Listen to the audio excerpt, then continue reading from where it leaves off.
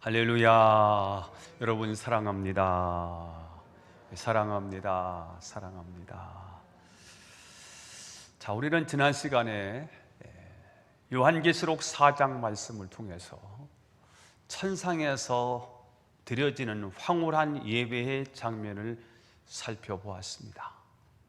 자, 오늘은 5장으로 넘어가는데 5장으로 넘어가면 새로운 국면을 직면하게 됩니다. 1절 말씀을 읽어보겠습니다. 시작. 내가 봄에 보좌에 앉으신 이의 오른손에 두루마리가 있고 안팎으로 썼고 7인으로 봉하였더라.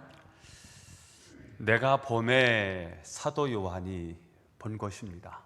환상 중에 영적인 숨겨져 있는 하늘의 비밀을 보게 된 것입니다. 보좌에 앉으신 이가 계셨어요. 보좌에 누가 앉아 계십니까? 하나님이 보좌에 앉아 계신데 그분의 오른손에 두루마리가 들려져 있습니다. 이 두루마리는 안팎으로 빼곡하게 뭔가를 적혀 있습니다. 그리고 아무도 읽을 수 없도록 7인으로 도장을 찍어서 아니면 밀랍을 꼭 눌러서 아무도 열어볼 수 없도록 봉인을 해 놓았습니다. 원래 고대에서는 일반인들에게 공개할 수 없는 그런 어떤 문서를 안팎에 빼곡하게 적어서 글을 써서 봉인을 하는 경우가 있었습니다. 나라와 나라 사이 혹은 국가의 지도층끼리 아주 중요한 문서를 놓고 서신을 교환할 때 주로 문서를 둘둘만 두루마리 끝에 작은 밀랍 뭉치를 붙여 놓아서 봉인하도록 되어 있었습니다. 자, 그런데 오늘은 무려 7개의 인이 도장이 찍혀 있는 거지요. 봉인되어 있는 거지요.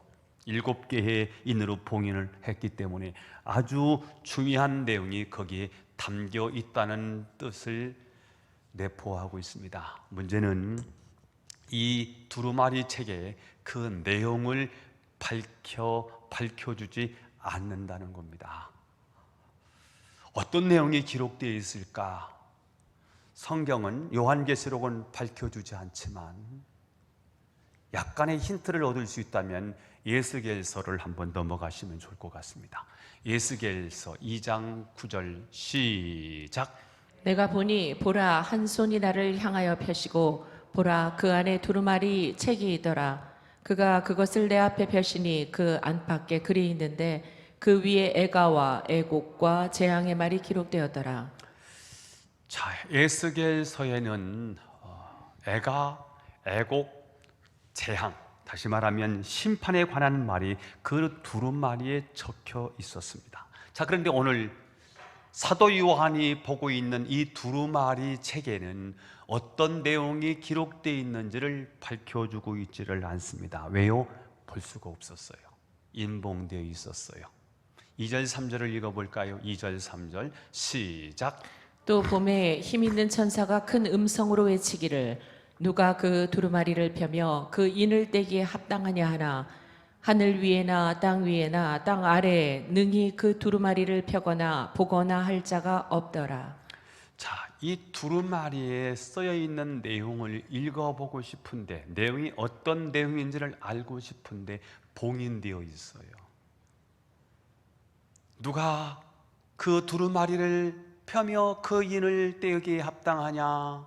아무도 없어요. 하늘에 있는 자, 땅 위에 있는 자, 땅 아래에 있는 자 아무도 능히 그 두루마리를 펴거나 보거나 할 자가 없는 거예요. 이 봉인되어 있는 내용을 펼쳐서 예스겔에 보니까 애곡, 심판이에요. 재앙이에요.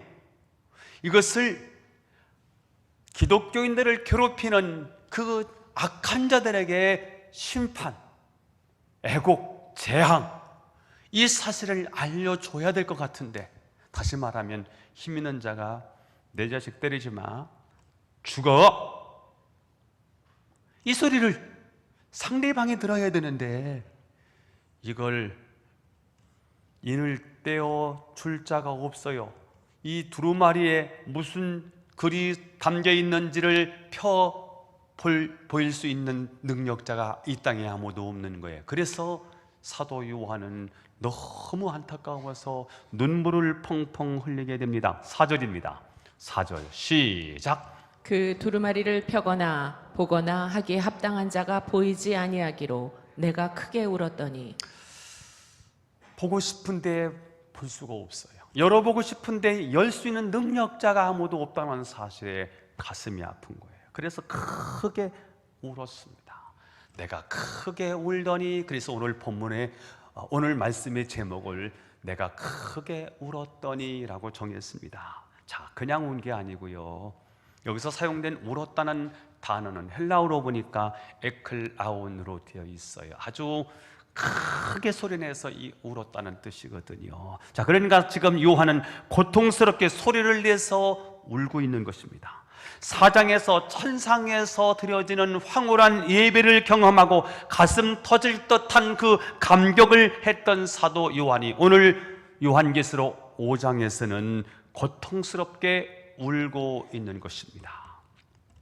우리가 신앙생활을 하면서 바로 이 두 감정이 교차하게 됩니다. 한편으로는 4장에서 요한이 경험한 것과 같은 가슴 벅찬 감격, 나 같은 죄인이 용서함 받아서 하나님의 존전에 나와서 하나님을 찬양할 수 있다는 이 감격, 사자의 은총을 경험하고 너무 기뻐서 감사해서 가슴이 뛰는 그런 감격의 경험이 있는가 하면, 또 한편으로는 5장의 요한과 같이 오늘 시대의 아픔, 오늘 이 시대의 타락, 오늘 이 시대의 변질된 모습을 보고 가슴을 치며 통곡하는 슬픔이 교차하는 신앙이 참된 신앙이라는 것입니다. 혹시 4장의 감격을 누리고 신앙생활하는 사람이 계십니까? 예배 때마다 눈물이 나고 내 영혼이 살아서 기쁨이 넘치고 은혜를 누리고 감격 속에서 신앙생활하는 분이 계십니까? 그러나 거기에 머물러 있으면 안 된다는 거지요. 5장으로 넘어와야 합니다. 울어야 합니다. 이 시대를 보고, 우리 미래의 자녀들을 보고, 이 시대의 악함을 보고 우리는 애통해야 합니다. 그렇습니다. 천상의 영광을 누리면서도 그 시대의 아픔을 보면서 통곡한 사도 요한의 모습이 우리에게 있어야 한다는 것입니다.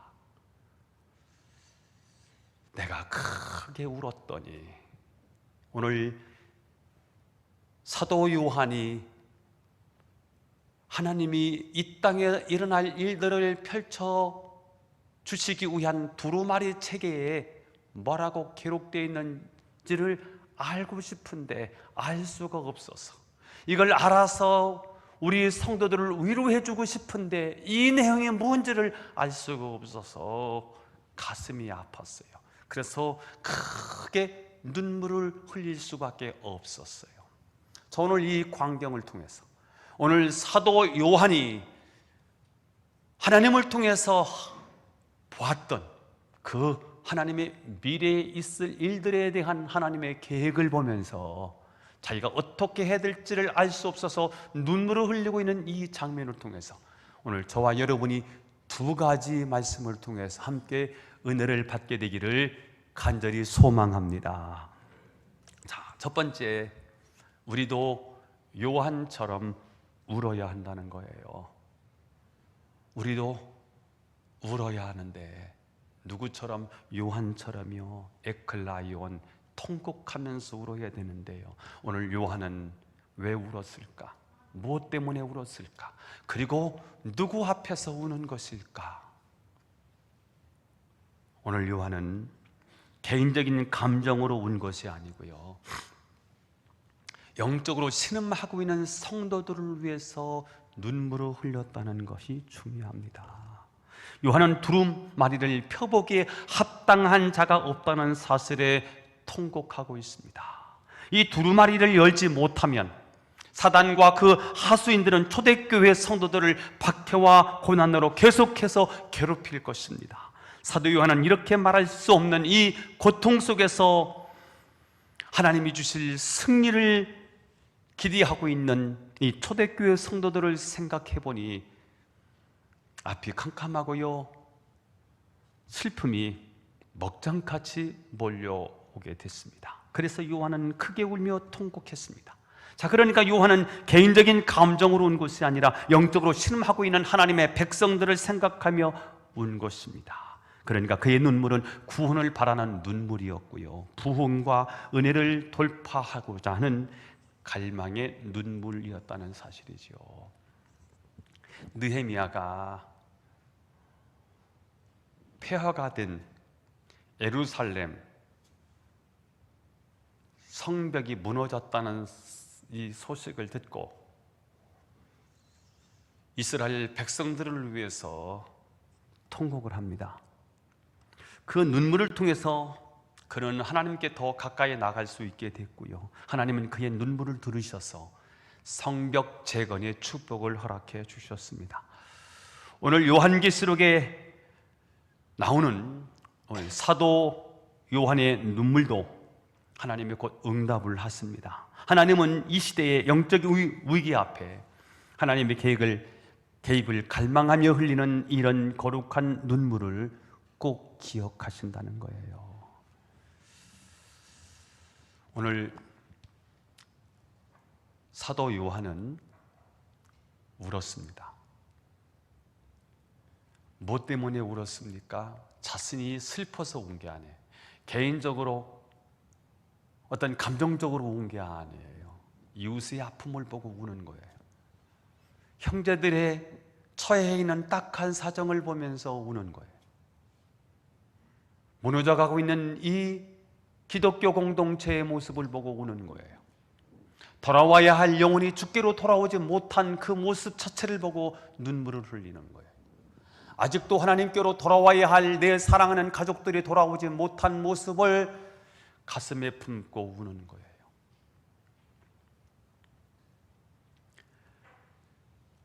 찬송가 가운데 웬일인가 내 형제요 주 안이 믿다가 죗값으로 지옥 형벌 너도 받겠구나.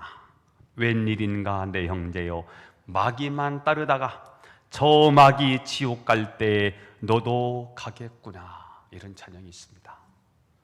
오늘 요한의 눈물은 바로 이런 눈물이에요.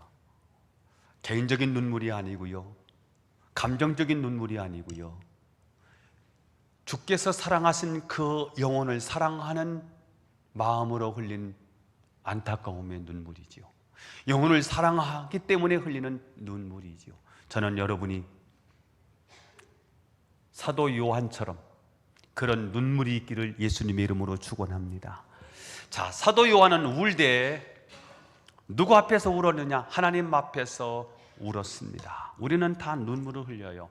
아파서 눈물이 나고요, 억울해서 눈물이 나고요, 속상해서 눈물이 나고요, 안타까워서 눈물이 나고요. 우리는 눈물을 흘리는 존재입니다. 그러나 그 눈물을 누구 앞에서 흘리느냐 하는 것은 중요해요. 하나님 앞에서 흘리느냐, 비굴하게 사람 앞에서 흘리느냐 하는 것입니다. 자, 그런데 오늘 요한은 하나님 앞에서 흘렸다는 거예요. 눈물의 사람, 참 하나님 앞에서 눈물을 많이 흘린 사람, 구약의 한 사람을 대라고 하면 다윗이라고 생각해요. 다윗은 참 많은 어려움이 있었어요. 그때마다 그가 눈물을 흘리는데 사람 앞에서 비굴하게 울지 않고요, 항상 하나님 앞에서 눈물을 흘려요. 다윗은 자신을 죽이려고 달려드는 이 대적들 때문에 목숨을 부지하기 위해서 적지 블레셋으로 이민을 가요. 다윗을 죽이려고 하는 사람이 너무 많은 거예요.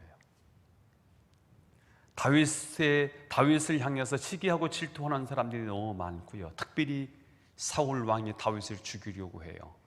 숨고 도망가고요, 피난 생활을 계속하는데 계속해서 자객을 보내서 추격해오고요, 죽이려고 하는 거예요. 이제는 유대 땅에는 더 이상 숨을 곳이 없어서 다윗은 적지인 블레셋으로 간 거예요. 그런데 블레셋 사람들이 다윗을 알아봤어요. 유대의 유명한 장수였다는 사실을 알고요, 이 사람도 죽이자는 거예요. 이 사실을 알고 다윗은 목숨을 부지하기 위해서 적들 앞에서 침을 질질 흘리면서 미친 사람 흉내를 내면서 목숨을 구하는 비참함에 몰리게 돼요. 이게 사무엘상 21장에 기록된 배경인데요. 이 배경을 놓고 기록한 이때 이 참혹한 상황에 쓴 시가 시편 56편이지요. 읽어보겠습니다. 8절이에요. 시작. 나의 유리함을 주께서 계수하셨사오니 나의 눈물을 주의 병에 담으소서. 이것이 주의 책에 기록되지 아니하였나이까. 자, 다윗의 위대함이 어디 있습니까? 다윗은 그런 절망적인 상황을 앞에 놓고 다른 사람이 아닌 하나님 앞에서 눈물을 흘렸다는 거예요. 나의 눈물을 주의 병에, 나의 눈물을 가죽 부대에 담으소서.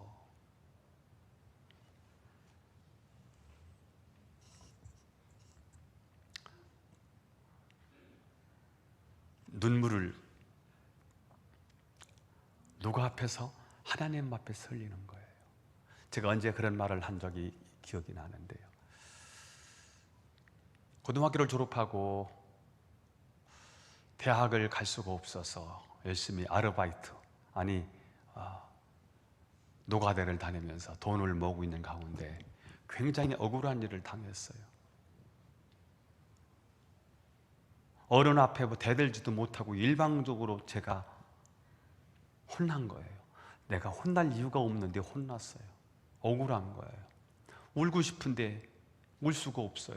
그래서 교회 간 거예요. 교회 가서 운 거예요. 운 이유는 억울해서 울었어요. 하나님, 내가 너무 억울해요. 속상해요. 저 어른이 왜 나에게 저렇게 야단을 쳤는지 나는 도대체 납득이 안 돼요. 그렇게 억울해서 울던 이 눈물이, 하나님 앞에서 흘렸던 눈물이요, 눈물을 흘리고 흘리는데 펑펑 눈물을 많이 쏟다 보니까 막 고여 있어요. 그러다가 하나님이, 억울해서 시작했던 기도인데 하나님이 부르심으로 바꾸셨어요. 사랑하는 홍광표야, 네가 나를 위해서 일해주면 안 되니? 그날 제가 부름을 받고 신학대학을 가기로 결정을 했거든요. 그래서 오늘 이 자리에 제가 서 있는 것입니다. 목회를 하다 보면 참 크고 작은 여러 일들이 많고요, 마음이 아플 때가 있습니다. 나 자신의 연약함 때문에 저지른 실수 때문에 아프기도 하고요, 어떤 때는 나를 괴롭히는 누군가 때문에 마음이 아플 때도 있습니다. 또한 성도들이 가진 이런 아픔, 저런 상처, 이런 병, 이런 문제, 이런 눈물 때문에 마음이 아플 때도 많이 있습니다. 그래서 목사는 교회 문제를 놓고 기도하고 사랑하는 성도들을 위해서 기도할 때마다 하나님 앞에 눈물로 기도할 수밖에 없는 거지요. 조금 부유하게 사는 사람이나 아니면 가진 것이 없어서 참 경제적으로 어렵게 사는 사람이나 좋은 직장을 가진 사람이나 아니면 직장이 없어서 많이 힘들어하는 사람이나 결국 보면 눈물의 양은 똑같은 거더라고요. 눈물을 흘리는 내용은 다를 뿐이지만 그 눈물의 양은 똑같다는 사실을 생각해 보았습니다. 그래서 그 고통의 눈물을 가지고 사는 성도들을 위해서 저는 항상 기도하는 거지요. 하나님, 저들의 눈물을 없애주십시오. 저들이 눈물을 흘리지 않게 하옵소서. 하지만 기왕 눈물을 흘릴 수밖에 없는 곳이라면 하나님 앞에서 눈물을 흘리게 하옵소서. 하나님, 저들의 눈물이 하나님의 병에 담기기를 원합니다. 여러분, 우리가 이런저런 일로 마음이 상하고 아파할 수 있습니다. 그럴 때 오늘 말씀처럼 우는 자의 위로가 되시는 주님 앞으로 나와 울게 되기를 축복합니다. 그분만이 우리의 진정한 위로이시기 때문입니다. 주님 앞에 나와 울면 주님은 우리의 눈물을 닦아주신다고 약속해 주셨습니다. 예수님은 누구신가? 우는 자의 위로와 없는 자의 풍성이며 전한 자의 높음과 잡힌 자의 노임되고 우리 기쁨 대신에 예수님은 누구신가? 약한 자의 강함과 눈먼 자의 빛이시며 병든 자의 고침과 죽은 자의 부활되며 우리 생명 대신에. 예수님은 누구십니까? 예수님은 우리의 위로자이십니다. 예수님은 누구이십니까? 예수님은 없는 자의 풍성이십니다. 예수님은 누구이실까요? 예수님은 천한 자의 잡은 자의 노임 되시는, 그래서 우리에게 기쁨을 주시는 우리 주님이신 줄로 믿기를 축원합니다. 자, 마지막 두 번째, 그러면 우리도 24장로 중에 한 사람처럼 우리도 진정한 위로자가 되어야 한다 하는 말씀입니다. 자, 정리하고 넘어가겠습니다. 오늘 사도 요한이 두루마리가 인봉되어 있는 채로 내용을 알아볼 수 없어서 크게 울었습니다. 이게 열려야 되고 보여져야 될 텐데 안 열린 거예요. 이걸 인을 띌 만한 합당한 자가 없어서 안타까워서 울었어요. 오늘 이 장면에서 제가 두 가지 말씀을 나눈다고 했죠. 첫 번째는 우리도 사도 요한처럼 울자. 왜 울어요? 우는 이유가 뭐예요? 개인적인 감정이 아니에요. 내 이웃의 아픔 때문에 우는 거예요. 고난당하고 있는 형제 자매를 생각하니까 눈물이 나는 거예요. 그러면 어떻게 울어야 돼요?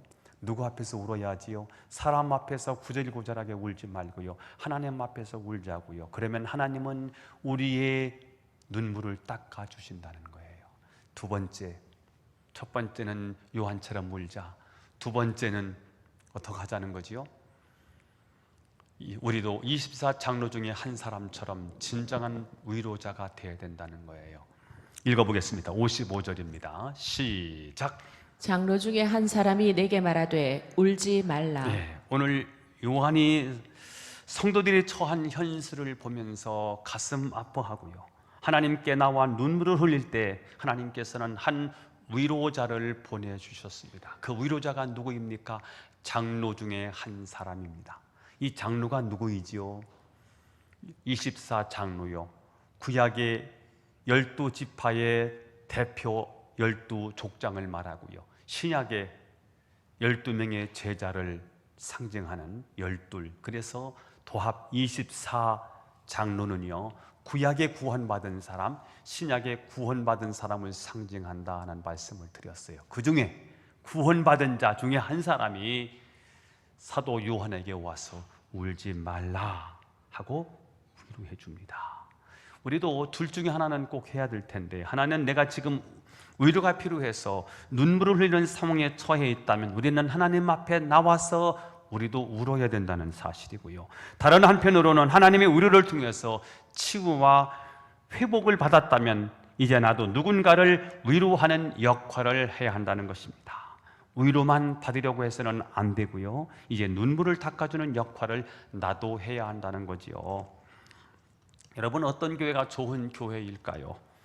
이처럼 주님으로부터 위로함을 받고 그 은혜에 힘입어 자신도 아파하는 누군가에게 위로해 주기를 애쓰는 성도들이 많은 교회가 참 좋은 교회일 것입니다. 오늘 이 자리에 계셔서 좀 민망스러운데요, 제가 아마 세월이 많이 흘러갔습니다. 우리 집사님 한 분이 암으로 고통을 당하고 계셨고요, 항암 치료를 21번을 하셨는데 이제 어느 날 병원에서 더 이상은 항암 치료를 할 수 없다는 소식을 듣고 절망 속에 집으로 오시면서 저에게 전화를 주셨어요. 목사님, 안 된다는데 의사가 더 이상은 치료할 수 없답니다. 나 어떡하면 좋아요? 이 전화를 주셨습니다. 제가 이렇게 대답을 한 것을 기억이 나요.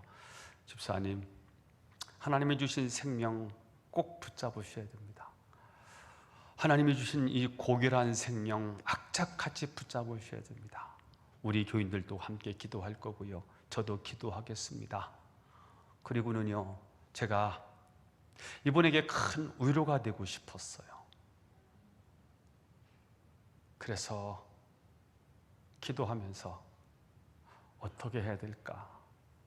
어떻게 해야 마지막 모습이 정말 위로가 되고 하나님이 위로해 주실 법한 위로가 이분에게 있게 될까?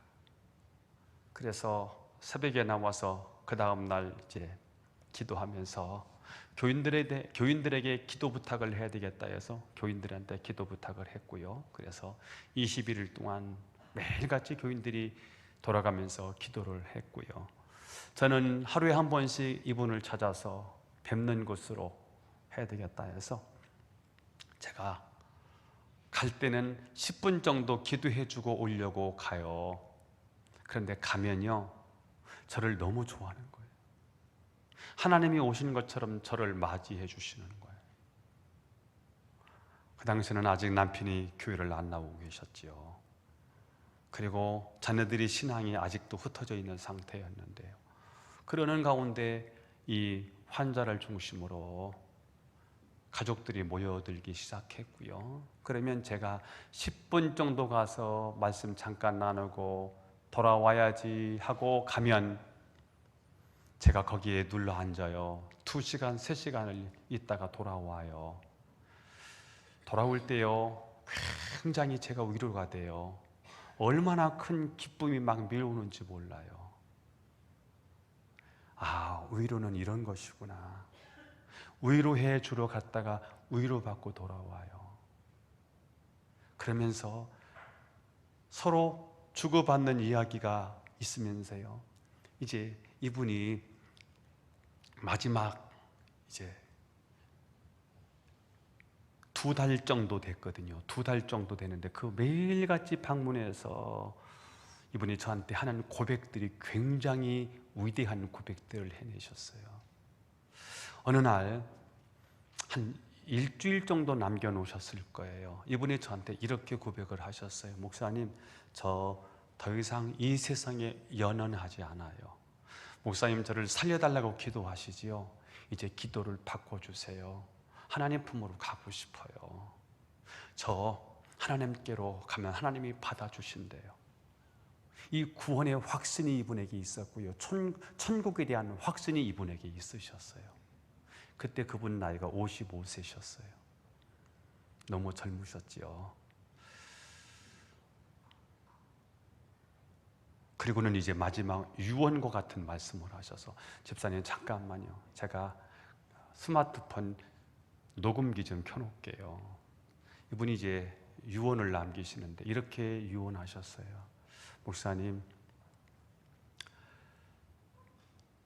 남편이 아프지 않고 내가 아픈 게 너무 감사해요. 사랑하는 자녀들이 아프지 않고 내가 아파서 감사해요. 이분이 고백이 지금도 제가 영상을 찍은 거 그대로 가지고 있거든요.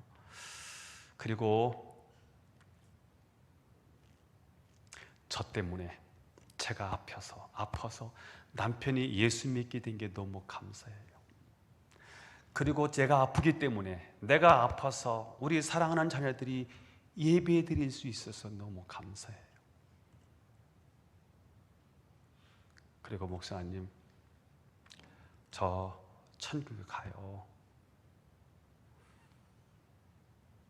목사님을 위해서 선물을 하나 해드리고 싶어요. 많아서 아니에요. 넉넉하지 않아서, 넉넉해서가 아니었어요. 목사님 꼭 양복을 한벌 해드리고 싶어요. 그래서 저한테 100만 원을 주셨어요. 양복을 제가 해 입었어요.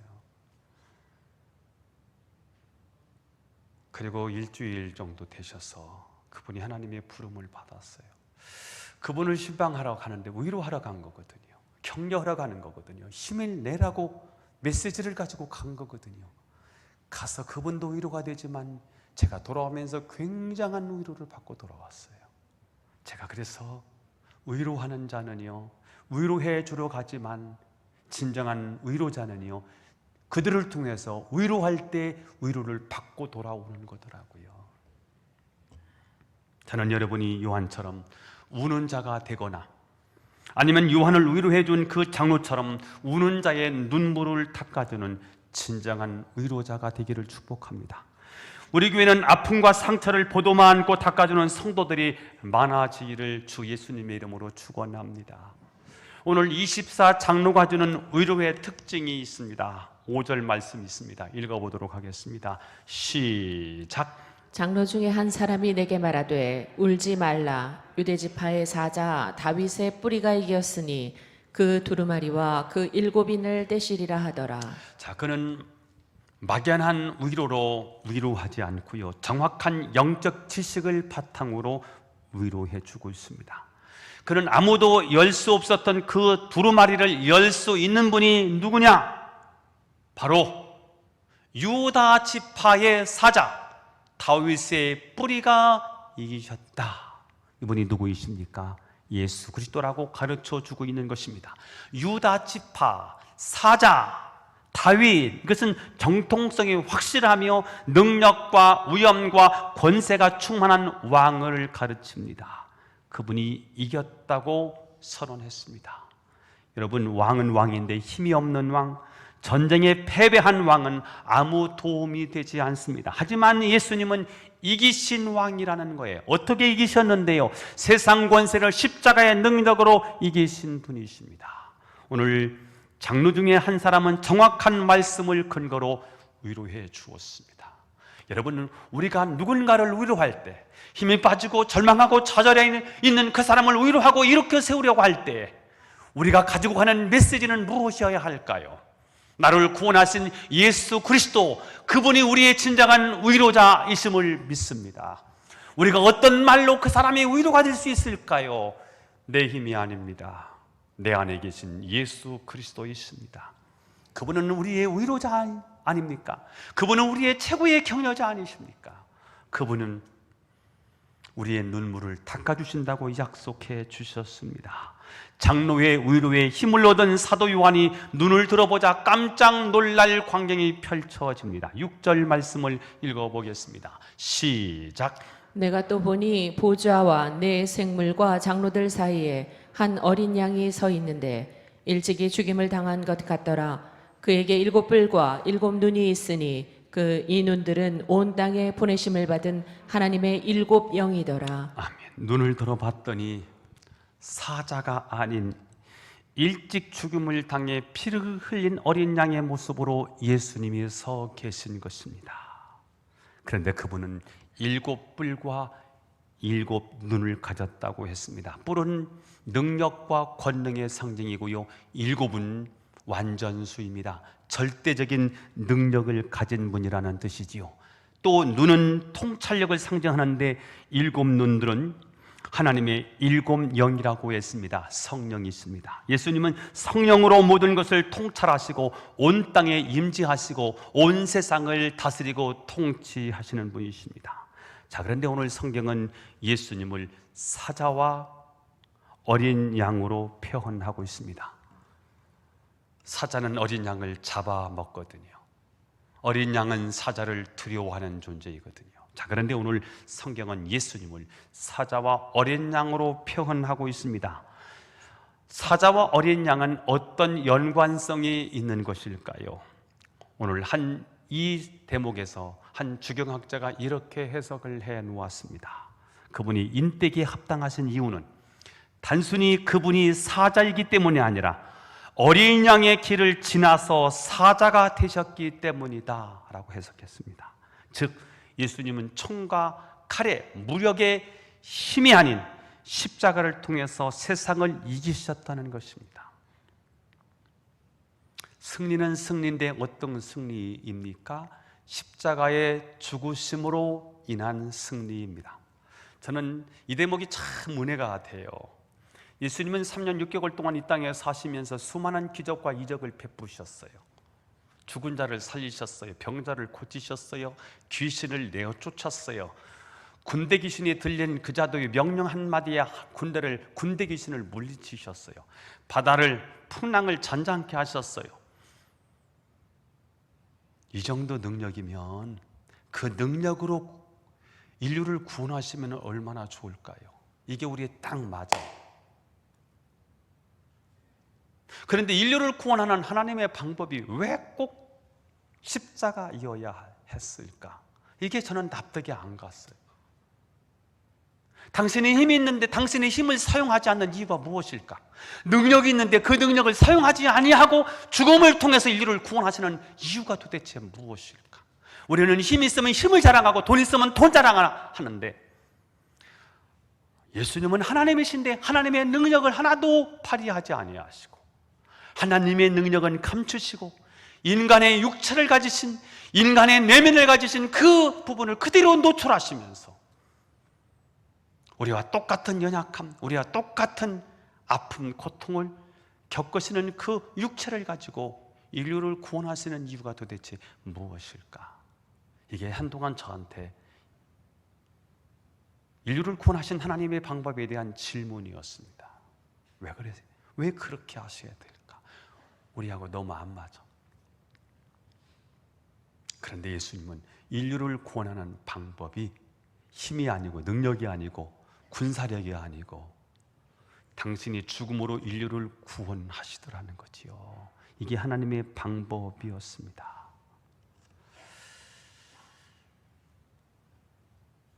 힘은 힘인데 그 힘은 어떤 힘인가요? 십자가의 힘이었다는 거지요. 놀랍지요? 어떻게 우리에게 승리를 주시는 것입니까? 져서 이기는 승리요. 이게 기독교의 클라이막스입니다. 기독교의 복음의 클라이막스예요. 져서 이기는 방법, 져주고 이겨낸 승리, 그 승리를 오늘 소개하고 있는 것입니다. 이것이 바로 주님의 방법이라는 거예요. 그래서 어린 양의 길을 지나서 사자가 되는 거예요.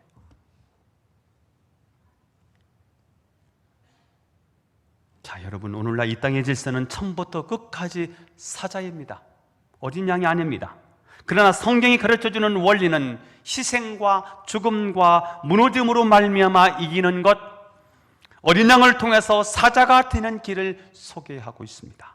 어떤 의미에서 오늘날 우리의 문제는 사람이 적어서가 문제가 아니고요, 재정이 부족해서 문제가 아니라 오늘 하나님의 방식을 취하기를 거절하기 때문에 오늘 우리들의 문제가 아닌가 싶습니다. 우리는 사자가 되기를 원합니다. 초지일관 사자가 되기를 원했던 우리의 방식, 그것으로는 이 땅에 하나님 나라를 세울 수 없다는 거예요.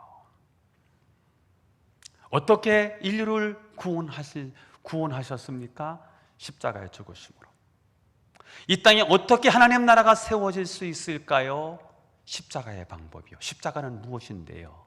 사자의 방법이 아니라 어린 양의 방법으로 자기가 죽어서 사자가 되는 방법, 이것이 오늘 이 땅에 우리 그리스도인들이 추구해야 될 가치관이라는 거예요. 자, 오늘 말씀을 정리하겠습니다.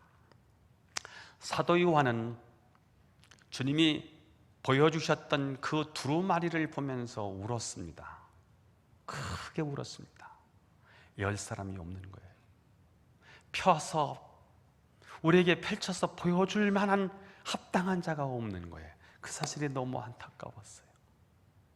오늘 본문을 통해서 하나님 우리에게 주시는 두 가지 말씀, 첫째는 우리도 요한처럼 울어야 되겠다는 거예요. 왜 울어야 되지요? 슬퍼서, 개인적인 감정이 있어서, 괴로워서, 고달퍼서, 억울해서 그렇게 우는 게 아니라 형제를 보면서 하나님 없음에 대해서 아프고요, 교인들을 보니까 핍박을 당하고 고난을 당하는데 거기서 주님이 은혜가 없어서 죽을 것 같은 거예요. 계속 괴로움을 당할 것 같은 거예요. 그래서 우는 거예요. 울 때 누구 앞에서 우는 거예요? 사람 앞에서 우는 게 아니라 하나님 앞에서 우는 거예요.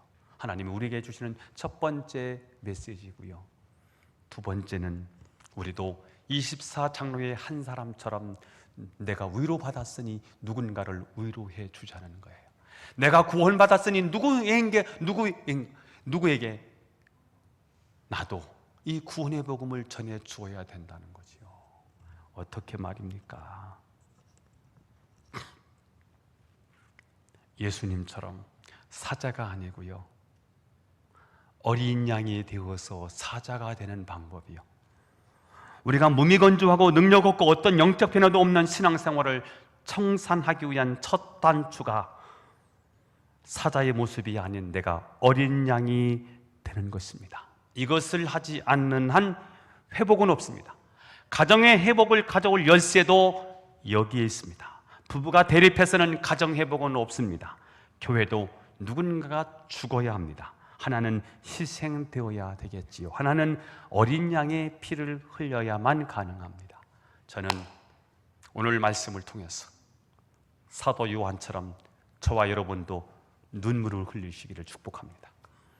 그리고 내가 위로받았으니 다른 사람도 또다시 위로할 수 있는 진정한 위로자가 될 수 있기를 예수님의 이름으로 축원합니다. 기도하겠습니다. 하나님 아버지, 오늘도 말씀을 주셔서 감사합니다. 이 말씀 붙잡고 승리하게 하옵소서. 예수님의 이름으로 기도하옵나이다. 아멘.